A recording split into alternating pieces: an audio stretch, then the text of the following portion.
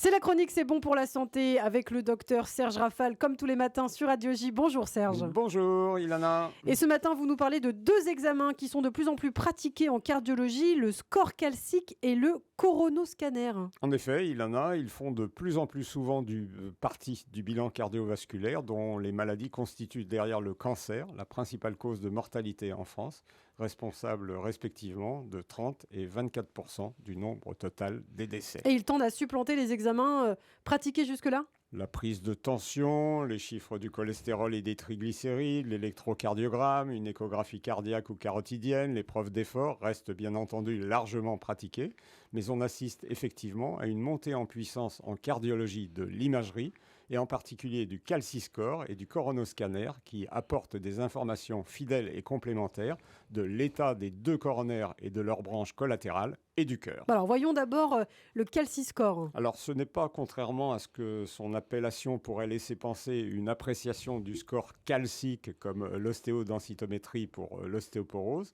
mais la quantification très précise des calcifications coronaires, les artères qui irriguent le cœur, des patients qui rendent compte du phénomène d'athérosclérose, les plaques de graisse qui bouchent les vaisseaux sanguins.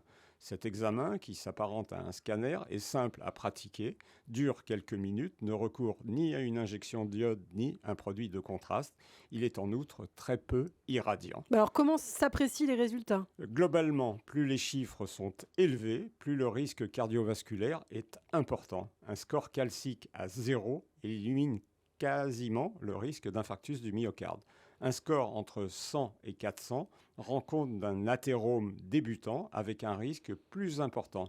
Un score supérieur à 400 nous avertit d'un risque cardiovasculaire élevé et doit inciter à compléter le bilan, en particulier chez les personnes à risque avec antécédents familiaux et comorbidités. Et dans quel cas pratique-t-on cet examen alors ? Par exemple, chez un patient qui va bien et n'a aucun facteur de risque, en dehors d'un cholestérol et des triglycérides limites ou supérieurs aux normes. Je vous rappelle que pour le LDL cholestérol, le mauvais cholestérol ne doit pas être supérieur à 1,6 g par litre et les triglycérides au-dessus de 1,85 g chez l'homme et 1,40 g chez la femme. Un score calcique nul nous dit qu'il n'a pas besoin de statine, ces médicaments parfois controversés en prévention primaire qui font baisser les graisses du sang.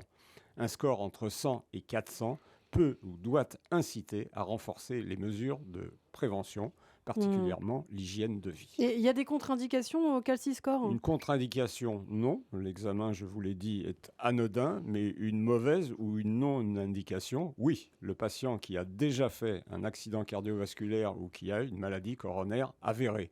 Le calciscore permet en effet de quantifier un risque, mais pas d'identifier une atteinte coronaire. C'est ce que fait en revanche le coronoscanner. Exactement. Il permet, lui, d'explorer les artères d'un patient qui se plaint de douleurs cardio-thoraciques suspectes ou de vérifier la perméabilité des stents. Vous savez, ces petits ressorts qu'on pose dans une coronaire bouchée après un infarctus du myocarde afin qu'elle ne s'obstrue pas de nouveau. Cet examen nécessite juste l'injection d'un dérivé iodé. Alors, en conclusion, Serge ? Pour souffrir, puisqu'il m'en faut un autre, si vous gardez mon cœur, envoyez-moi le vôtre, dit Cyrano à Roxane.